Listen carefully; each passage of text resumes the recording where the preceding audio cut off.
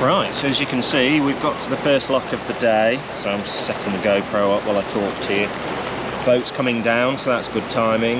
And just behind us, a boat's arriving. So we'll have somebody to share the locks going up with, which doesn't bother us really from a work perspective, but it does sort of help from a time perspective. And we're just wondering if it's the guys from yesterday who we did the which flight was that? The Stoke Broome flight. So anyway, we'll know in about 2 minutes because they're arriving. So all good.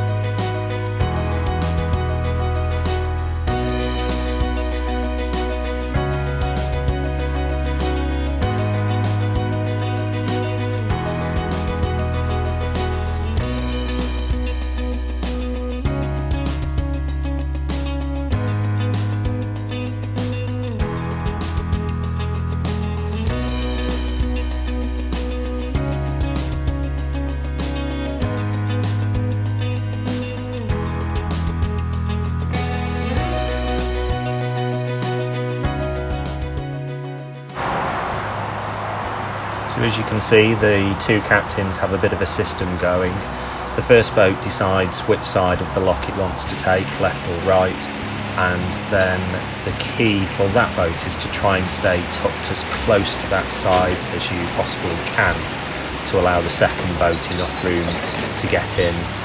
The second boat, the job for them really is to stay pretty close behind the first boat, so you're not leaving the first boat lingering in the lock, at which point there's more time to drift, and then to try and not clout the first boat as you enter the lock. If you get a system and a sort of rhythm going, then you can do this quite effectively.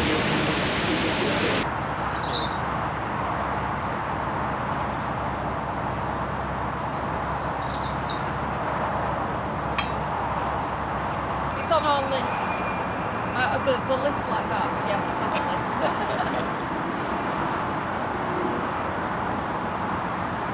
We've got four, so it wouldn't be the end of the world.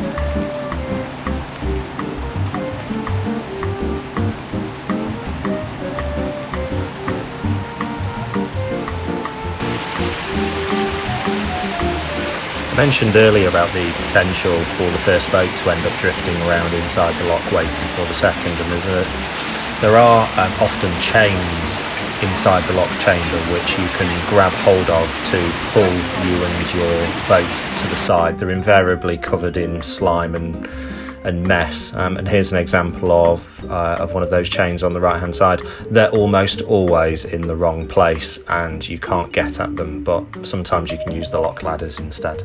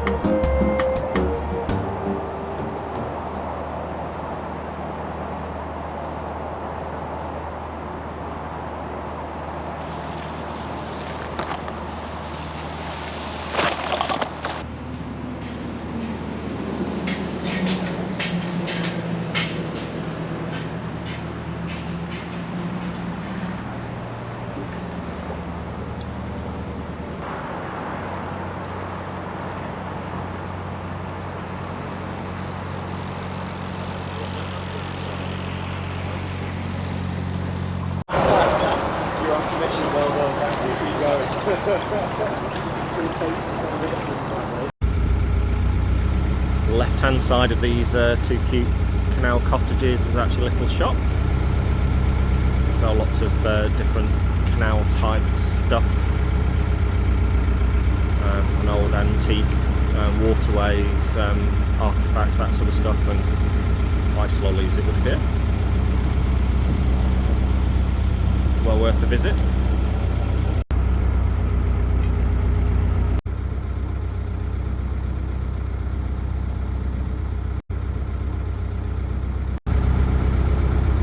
A Cockney Rebel. Leopard print boat, interesting.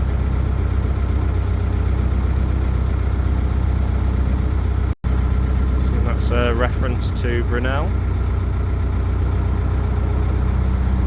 There we go.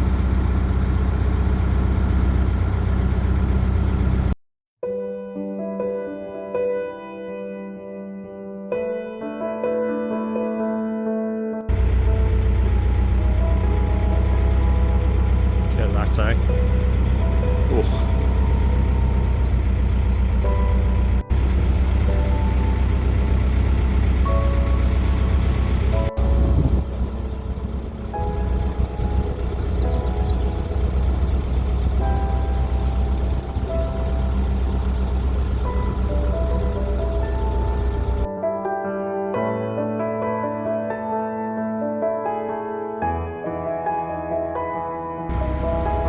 We've nearly made it to the top of the Buckby flight, just one more lock to go.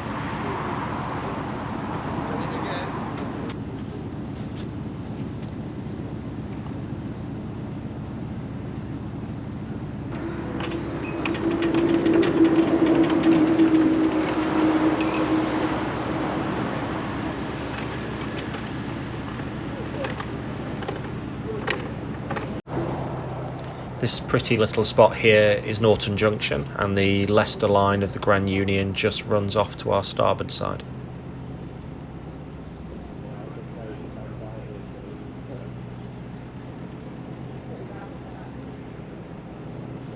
It's usually very busy here and it's hard to find a mooring spot. We've got a couple of errands that we need to run, so we need to find a spot, and it looks like there's one just ahead of us, which is quite unusual. Doesn't take us long though to realise why this spot hasn't been taken by anyone else.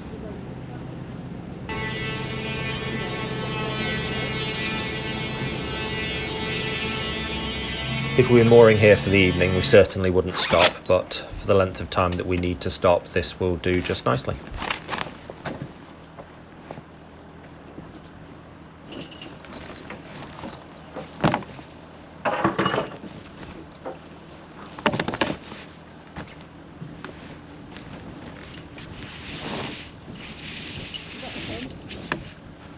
drive in a sec.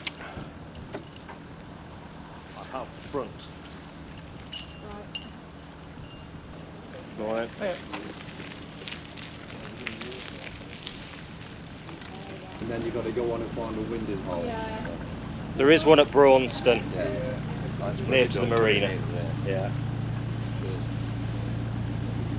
Can we check that out then? We'll check it out. We'll smash the like button and Smash that like button. You'll see yourselves in a bit. We're just weeks and weeks behind, but.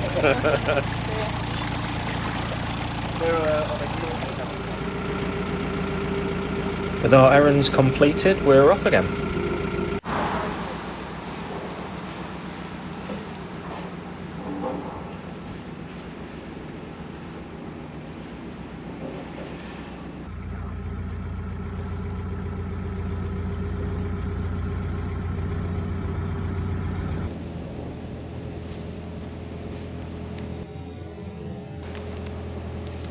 We're just about to enter the Braunston Tunnel, and as you probably know by now, I'm not a fan of tunnels. I'm just dreading the day when Elliott makes me drive in one.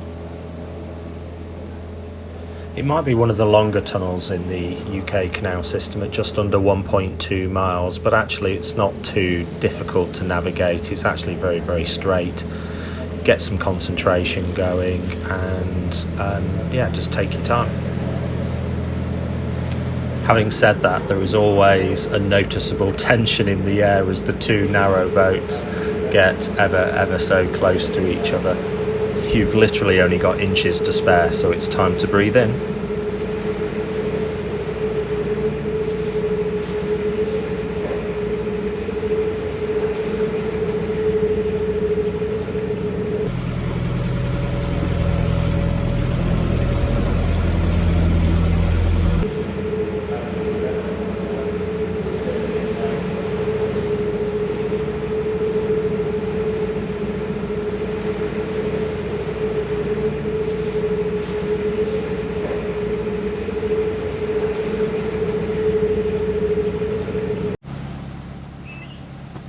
These chaps coming up on the hire boat turned up to the lock with no windlasses. One of them had no shoes on. They just all sort of sat on the boat and looked at me like I was going to do all the work, which I did end up doing with the help of the chap on the Jenny Wren. But in the interest of speeding things up, we did the lock, and on their way they went. I wouldn't like to follow that lot through the tunnel. No, you didn't.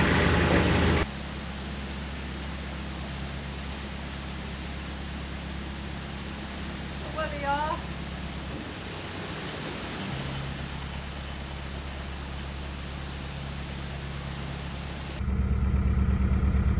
Here we are at the top lock, Braunston. Right, because we know we've got a flight of locks here, Sue goes down the canal to check the locks further down, and I pop off Narrowboat Josh and start to pull him through the lock on the rope. This is called doing a man thing. How you doing? I haven't been. Oh, they've got somebody further down. It's absolutely fine. Yeah. Well, we'll help you clear the flight because we're closing it down at 4. Oh right. So then we'll let you out at the bottom. Don't worry, it's fine. You're in the flight well before, so you're all right. Lovely.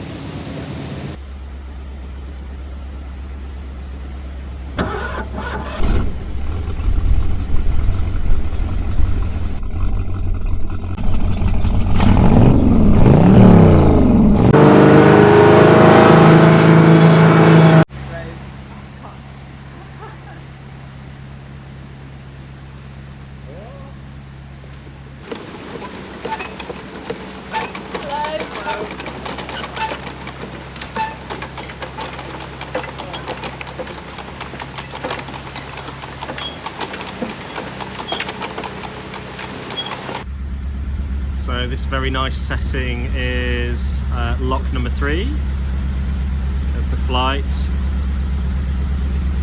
Is it 3? I thought this was 2. I'll have a look in a second. Mind you, it says Admiral Nelson at lock number 3, so we'll assume that's correct. This is the pub we went to with very nice Ian the boat and his friend Pez on our journey down. Yeah, nice setting this. Usually lots of gongoozlers at the pub. It's 4:30 on a Wednesday afternoon, so maybe that explains why there's no one there today.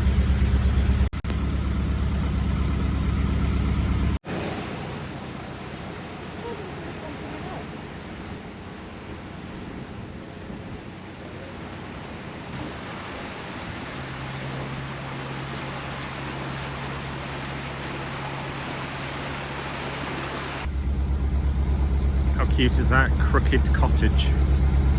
A little weir to the right hand side. It's running under the house. Lovely.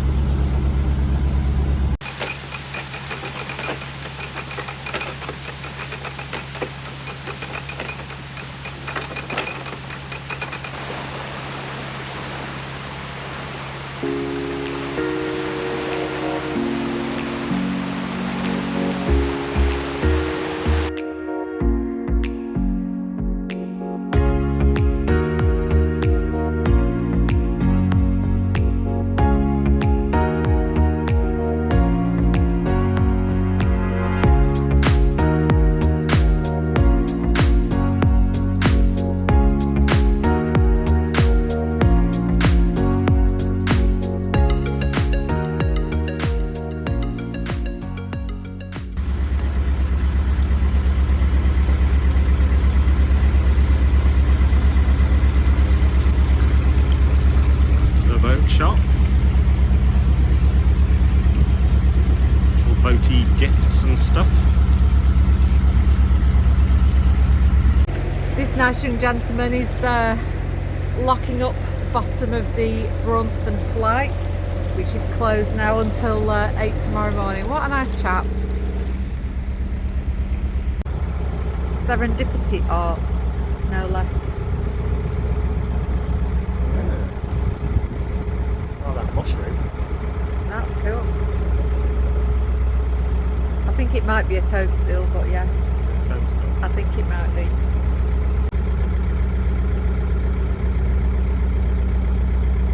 Gosh, that's got some rivets in it. Is that what they are, those little? Yeah. It's blacking done. Smart. God, it's got a big draft, that thing, hasn't it? Look at it. Huge. Can't actually see the... Wow. Yeah. It's an ocean going on that one. That'd be interesting with a flat bottom. HMS something.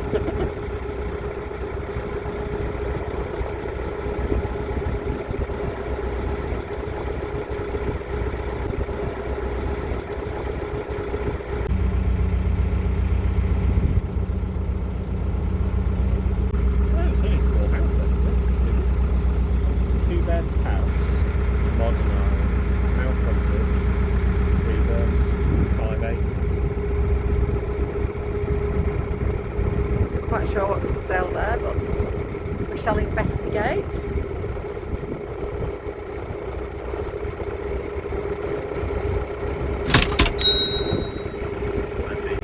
a Range Rover as well. Hiding in the barn. Nestling in the barn, waiting resto. I remember that house. First floor conservatory house. Yeah. God, they've got some lovely views from up there.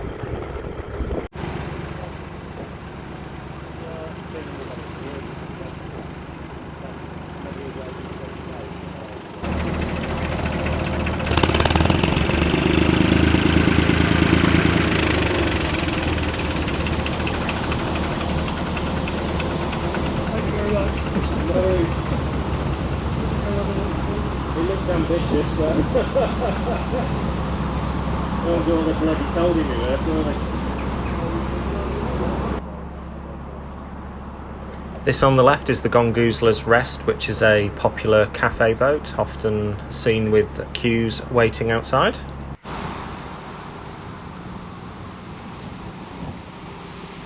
Now this is a particularly important junction. This is where the Oxford Canal and the Grand Union meet. So we're currently on the Grand Union Canal. To our left is the route off to the Oxford, and if we carry on straight at this junction, then we're onto the Oxford Canal.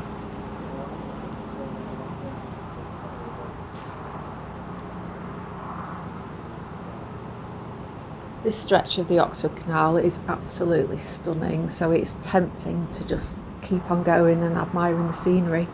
But unfortunately, we do need some supplies, eating supplies as Elliott once referred to them.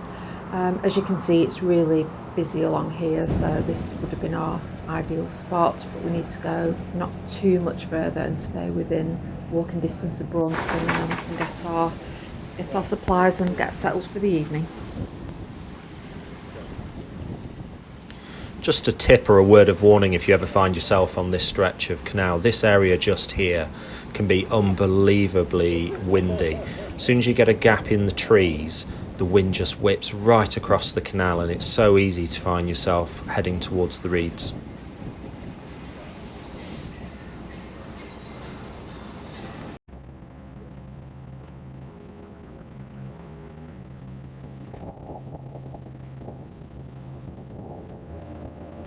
Bloody wind, isn't it?